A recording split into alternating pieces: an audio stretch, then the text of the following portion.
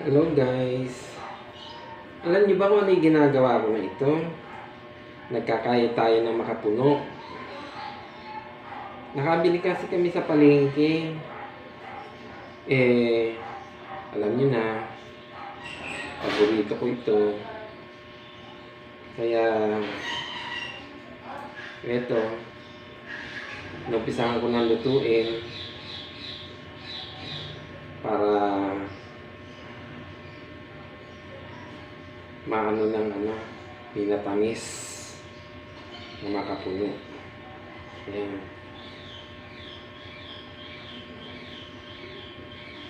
Kailangan kasi kapag kinakain dyan, yung bang wala siyang itim na, yung hindi natin maisasama yung bao para magandang tingnan. Ganyan. Ganyan. Yan, makapuno. Tingnan nyo naman guys, oh. Punong-puno. Ito pa. Oh, punong-puno. Yan ang makapuno.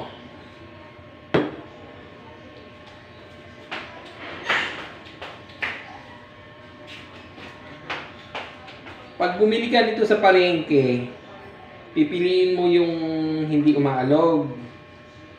Iyon, makapuno. Hindi ko pinapano sa sa palengke. Hindi ko pinapabiyak kasi nililinis ko pa yung bao para makinis na makinis. Para pag kinayod natin, hindi siya hindi siya magbabagsakan yung bang mga mugmug. Yan, ganyan. Ang purong makapuno kapag naluto na, hindi siya hindi siya yung parang buko na mahaba, nadudurog siya kasi malabo. Kaya sabihin nila ayan makapuno yan kasi yung mga tinitinda nga sa bote, sasabihin nila makapuno, hindi ganoon ang makapuno. Ito pagka niluto ito, malapot na malapot. Tapos wala kayong makikitang mahaba kasi nga napuputol siya. Ganon.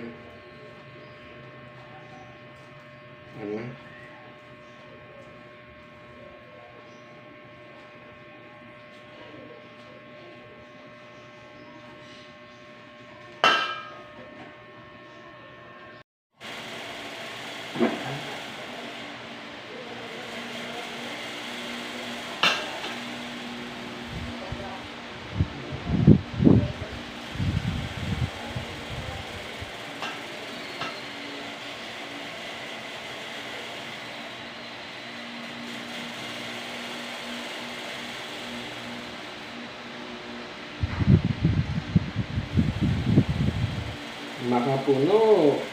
Wow, ang sarap. Masarap to lalo pagka may suman. Suman ang antala ang tawag. Yung bang suman na malagkit na medyo maalat-alat. Suman antala ang tawag dito sa amin sa Bulacan. Tapos mamaya magpapakulo tayo ng tubig. Lalagyan natin ng pandan leaf, tapos asukal.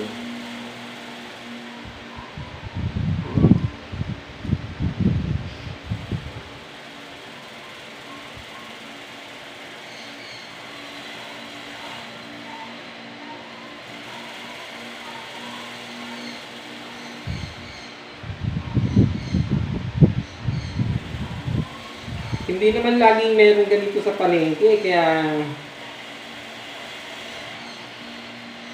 hindi ako madalas bumili nito. Pero kung meron kang laging makikita sa palengke nito, bumili ka. Total, mura lang naman ang kilo. At saka ito, pagka yung magpapasko, napakamahal. Napakamahal ng kilo. Pero pag ganitong hindi pa siya mahal. Parang dito ang presyo nito pagka yung magpapasko na. Eh, sa tagal-tagal kong hindi napunta ng palengke kahapon, sinamahan ko yung kapatid ko sa palengke. Ayun, nagtanong siya, meron naman 70 raw ang kilo. Ay di, bili na. Ayun. Pakasarap nito. Kaya, kailangan nito, kung gusto nyo tumagal ito, halimbawa nasa rep nyo, kung gusto nyo tumagal, daihan nyo ang asukal.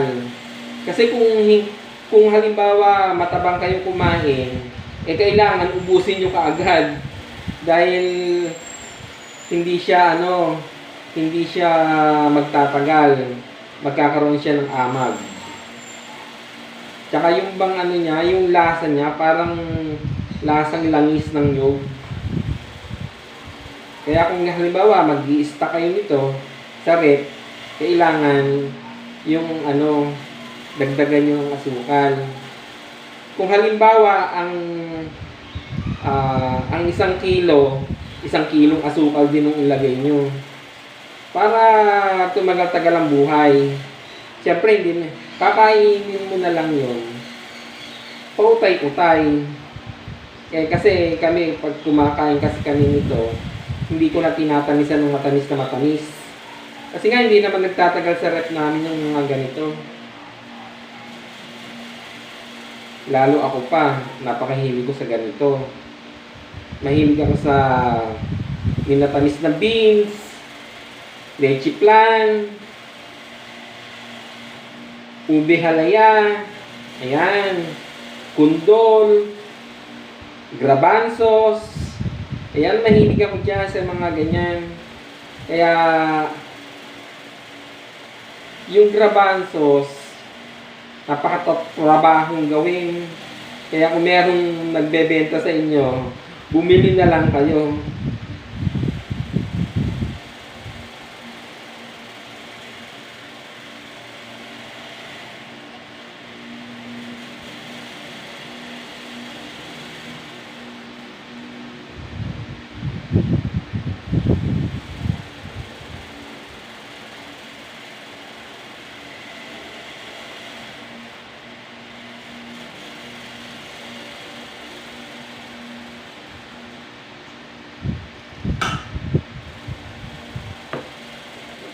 Mahirap na siyang kayurin.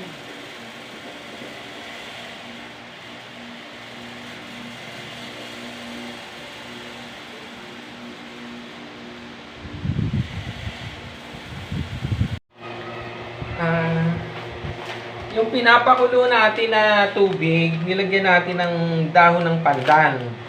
Tapos ngayon lalagyan natin ng 2 kilong asukal. Dahil kasi yung makapuno ay kulang na 3 kilo.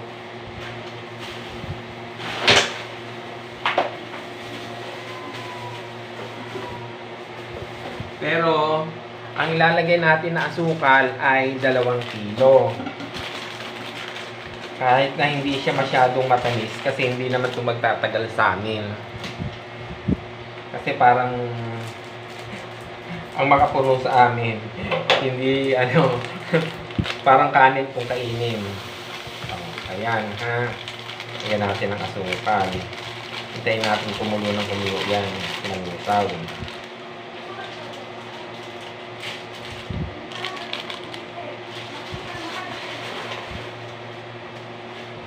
Lagyan pa natin.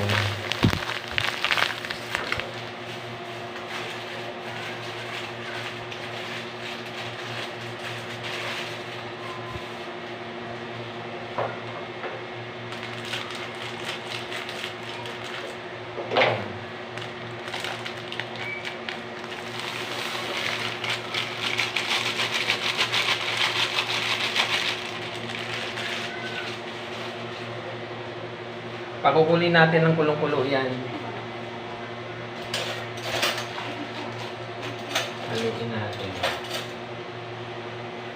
Gagamit lang tayo ng kutsara.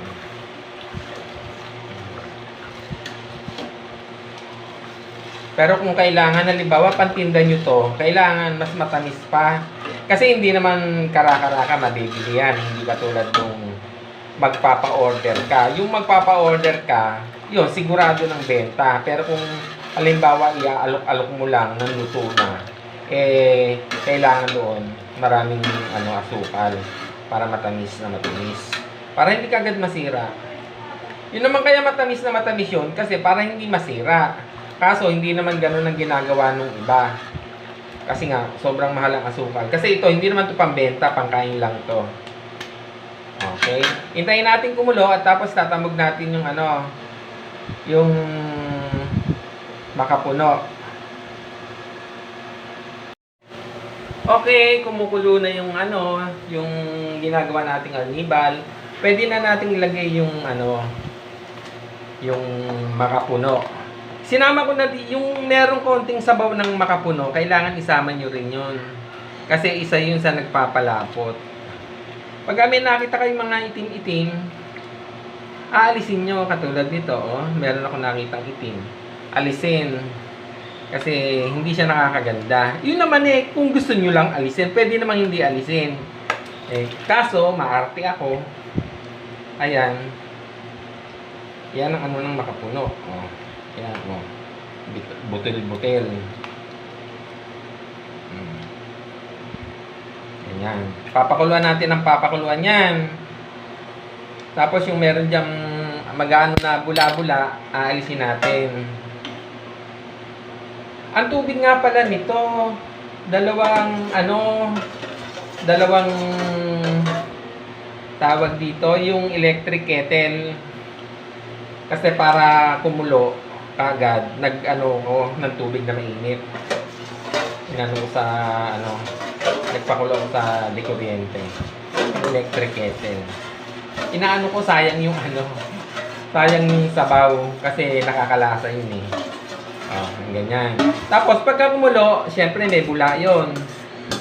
Maarte pa rin tayo. Kailangan alisin natin yung bula pag kumulo na yan. Tapos hayaan lang natin na maluto yung makulo ng makulo. Yung bang ang sabaw niya, makita nyo naman yung maputi yung sabaw, di ba? Yung medyo alam nyo talagang luto na. Ganon. Sabihin nyo baka napakaraming sabaw. Hindi po. Yan po kasi pagka yan naluto na, lahat po ng laman yan tumataas. Sa taas po pumupunta kahit na yung ilagay nyo sa bote. Tapos maano nyo nasa ilalim yung yung sabaw. Ayan Yan ang iniwasan natin yung medyo may itim-itim. Yung pong dahon, pandan yun kung gusto nyo lang naman. Kasi nakakaisa yun sa nagpapabango.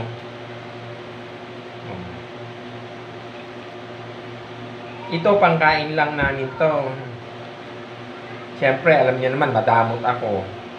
Bibigyan ko si ganito ng ganon. Bibigyan ko si ganito ng isang garapon. Wala ring matitira. Alam niyo na, medyo may karamutan.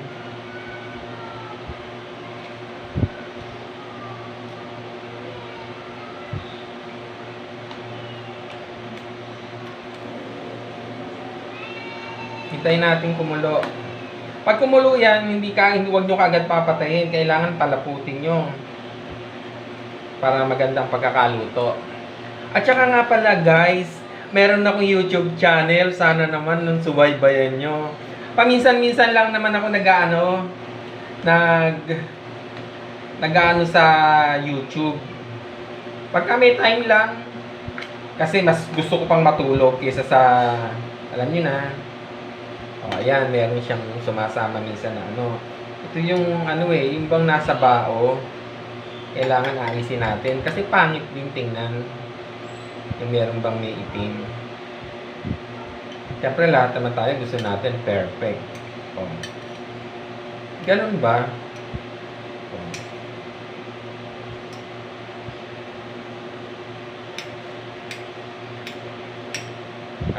Alisin natin yung itim.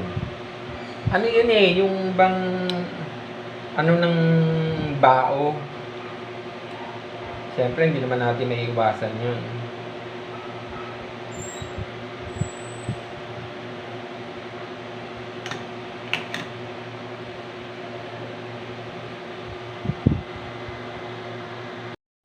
Okay guys, eto ulit.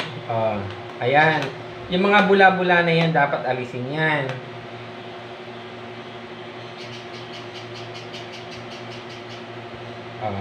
Sasagapan natin, alisin natin yung bula.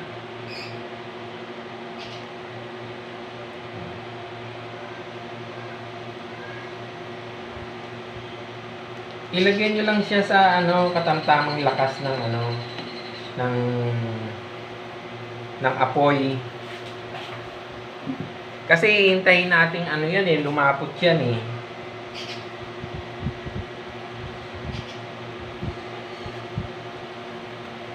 Pero pagka naluto na yan, ako,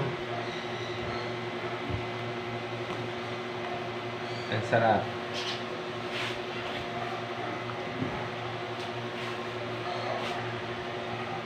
Alisin nyo lang yung bula. Pero pwede rin naman hindi nyo alisin. Nasa sa inyo lang yun kung gusto nyo. Hinaan natin mahinang-mahina ang apoy para hindi sayang ang apoy. Ito kasi kalderong ginagamit ko, hindi hindi pwede sa induction, kaya dito ako sa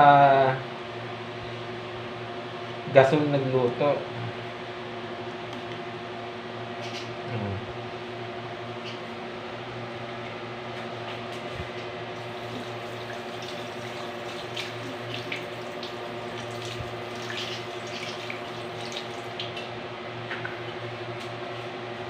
Okay.